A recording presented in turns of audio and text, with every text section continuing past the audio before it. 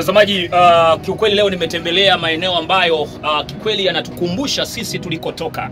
Mababu zetu walikuwaje. Kwangu mimi, kwa umri nilionao na maisha niliyozaliwa, sio sehemu geni. Lakini kwa watu wengine ni kitu kigeni sana nyumba kama hizi. Mimi nimeishi maisha haya, nimezaliwa kwenye maisha kama haya, ninajua kufuma hizi nyumba. Hizi ni nyumba nazijenga mimi, nyumba za nyasi hizi. Mimi nafuma, natengeneza vizuri kwa sababu ndo nyumba ambazo tumeishi nyumbani mpaka leo. Kuna nyumba ambayo mimi nimezaliwa nyumbani ipo kama hii. Kwa hiyo ni asili yetu, ni asili ya Mtanzania. Kwa hiyo unapofika hapa, hii inakusaidia kugundua umetoka wapi, unakwenda wapi. Kuna watu mpaka sasa hivi hawaamini kama tunaelekea mwisho wa dunia. Ukifika hapa nikwambie hivi, hapa panaitwa makumbusho. Kwenye sehemu zozote zile zinazoonyesha asili ya maisha ya ulimwengu, mahali popote, ukikaa vizuri kichwani, utaelewa na kuassess kwamba tunaelekea mwisho. Kwa sababu asili ilikuwa ni hii, lakini leo kuna mabadiliko ya tabia ya nchi ambayo inaongelewa kila sehemu. Kwa hiyo unapoona haya, ndipo unagundua kuwa tunakoelekea mwisho wa dunia. Maanake tumetoka huku kwenye asili dunia ilivyokuwa, na sasa tunaelekea kwenye vitu vingine ambavyo tumevipokea, vingine si sahihi katika masuala ya kiroho na kimwili. Kuna vitu vingine tumevikataa ambavyo ni vitu vizuri ambavyo mababu zetu waliishi katika maisha fulani. Unajua kuna walokole kwa sehemu kubwa wengine wamevurugwa. Kuna vitu vingine vya asili kama maisha haya wanaona kana kwamba ni maisha ya kishetani. No, haya ndio maisha yametulea, wazazi wetu walikuwa wanaishi maisha haya. Usiwe mlokole mjinga ambaye uelewi historia.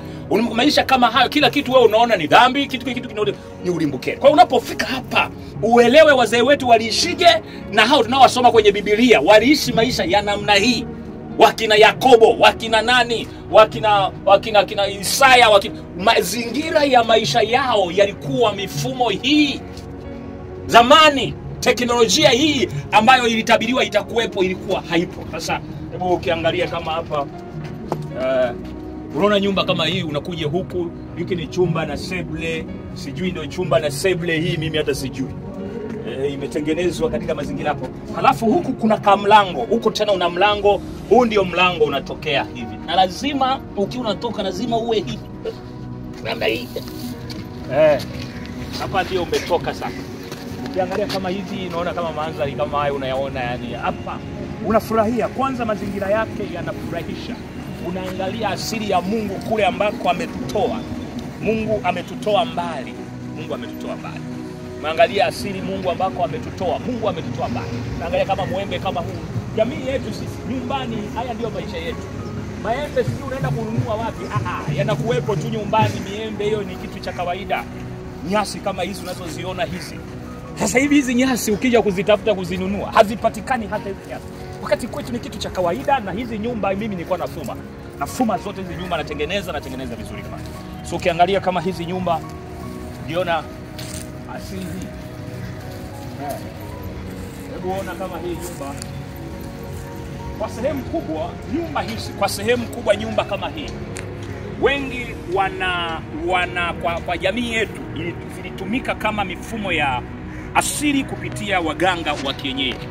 Msonge kama hii. Lakini ndio nyumba za jamii yetu ya zamani ilivyokuwa. Sio kwamba nyumba hizi zote zilikuwa zinawakilisha, ukikuta hizi nyumba zimejengwa, sio kwamba zilikuwa zinawakilisha tu uganga wa kienyeji. Lakini kwa sehemu kubwa waganga wa kienyeji wanapenda kutumia hizi. Huko nyumbani kwetu wanapenda kutumia hizi. Kwa hiyo nikikueleza hivi kwa sababu ndio nimezaliwa kwenye familia yangu, mimi ina historia ya vitu vyote vya asili. Kwa hiyo naielewa asili vizuri. Kwa kama unavyoona hapa unaingia,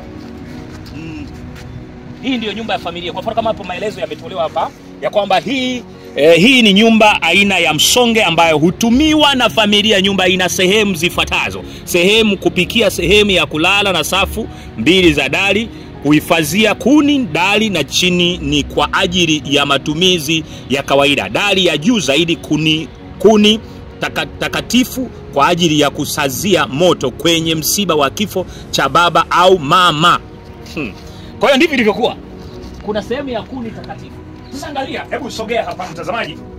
Hebu sogea hapa, nikuonyeshe kidogo hapa kama unavyoona.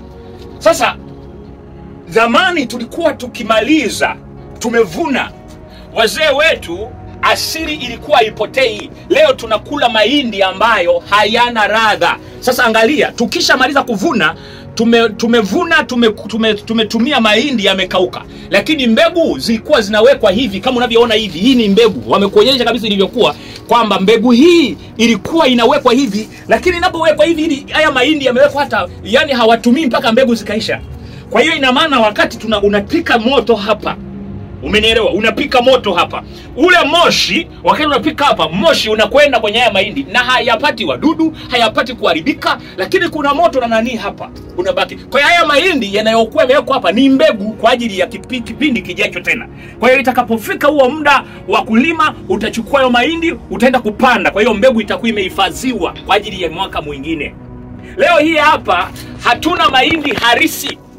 Ndio maana inafika stage ambayo inakuwa kwamba hatupati mahindi yenye uhalisia, tunapata mahindi ambayo yamewekewa madawa, mahindi mabaya.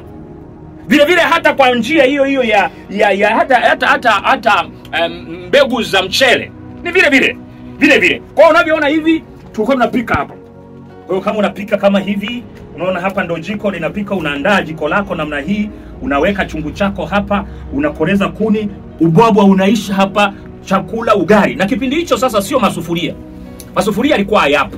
Tulikuwa tunapikia chungu cha udongo, na udongo ulikuwa rasmi namna ya kuitengeneza udongo huo. Kwa hiyo chungu kilikuwa rasmi kwa namna moja ama nyingine. Chungu kizuri kabisa cheusi.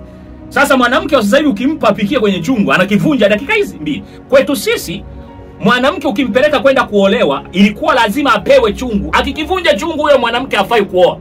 Maana anatakiwa aende kwao, hajui kutumia vyombo, ataharibu vyombo.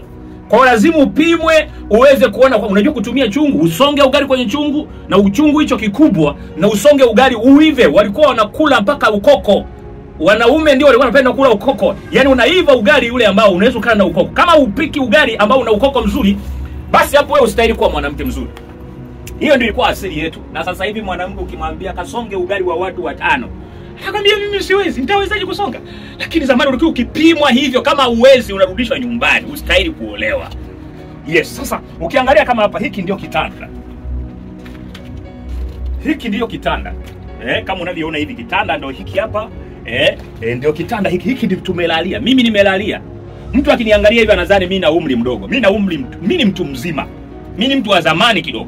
Nilishe tu ya Mungu hapa imenisaidia kuonekana kama kijana. Mimi ni mtu mzima. Kwa hiyo nimelalia hivi vitu. Maisha yangu yamekuwa hivi. Lakini sasa kwa maisha mengine ya mateso zaidi, na kuku umo, unalala umo kwa sababu umepelekwa kwenye nyumba ya mtu, unalala na kuku umo na wale utitiri wanakung'ata, lakini maisha yanakuwa naenda. Na mifagio yetu ilikuwa ni hii. Kwa hiyo unavyoona hivi, sio mifagio hiyo ambayo sasa hivi eti mnafagia hivi na tiles. Hii ndio ilikuwa mifagio.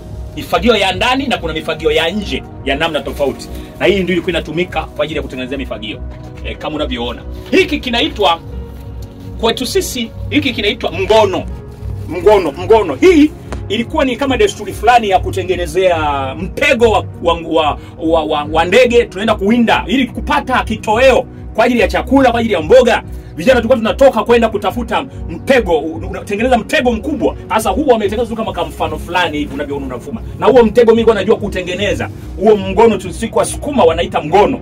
Kwa hiyo mgono unaenda kuutega kule. Ndege zamani zilikuwa ni nyingi. Ukienda kuziweka hivi, unakuta na ndege labda 2000, 3000. Familia nzima mnakuja kula huo ndege, au ndio mboga ndio kila kitu. Hayo ndio maisha jinsi yalivyokuwa. Wanajaribu kutuonyesha hapa asili ya zamani ilivyokuwa. Tunakotoka na tunapokwenda. Kwa lazima ujifunze ulikotoka. Jifunze ulikotoka ili utambue kwamba tunaelekea mwisho wa dunia. Mwisho wa dunia. Hivi ndivyo unavyoona hivi. Haya ndio maisha yetu. Sasa mtazamaji, mimi nadhani nikukomeshee hapo. Kwa wakati mwingine ninatamani sana nije nikujaribu, niingie humu, nianze kukutengenezea historia, nikuonyesha kwamba mwisho wa dunia upo. Nataka nije nikuletee kipindi hiki, nitatembelea humu kwa muda mzuri kwa faida yako unayetazama duniani mahara popote ambayo uweze kufika hapa. Nataka nikuonyeshe ni kitu gani ambacho kinaonyesha kweli kuna mwisho wa dunia. Mungu akubariki sana.